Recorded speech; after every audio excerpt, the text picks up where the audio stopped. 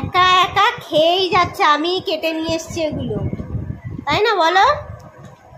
ভাবো তাহলে খালি তোমরা যে আমি কেটে নিয়ে এসছি, সব আমি করেছি, আর ও একা একা খেয়ে যাচ্ছে। আবার বলছি কি খাবে তুমি?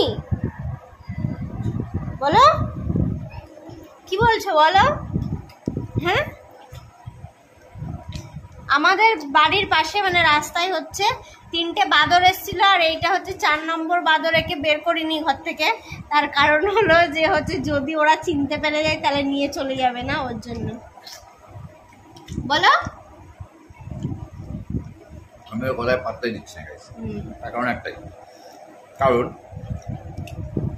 যেটা ওই মাত্র বললো সেই ভয়ে ও এতক্ষণ ধরে লুকিয়েছিল, পরে দরজা বন্ধ হয়ে এই বাদরগুলো পালিয়ে গেছে, তাই এখনো দরজা খুলেছে, যাতে বাদরগুলো ভুল করছে ওকে যদি চিনতে পেরে যায় ওকে নিয়ে চলে যাবে।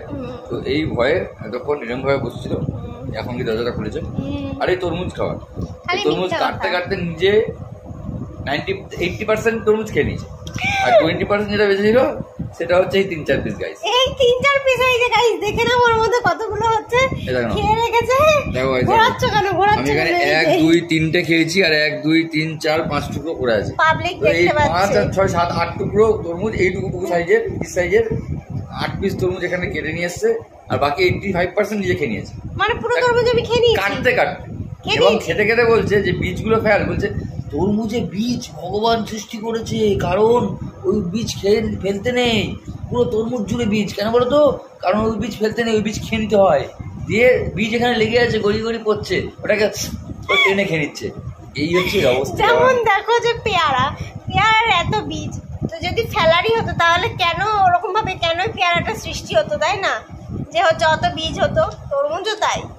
আমি এই জন্য বললাম যে তুমি আপেলও খেও, বীজ শুদ্ধ। কেন আপেল খাবো? আপেলের বীজ ওরকম কি আপেলের মধ্যে কি বীজ থাকে নাকি? খালি কাটার জায়গাটা বীজ। হ্যাঁ, আপেল যারা বিক্রি হয় তারা তো আলাদা করে ঠোঙায় বীজটা ভরে দেয়।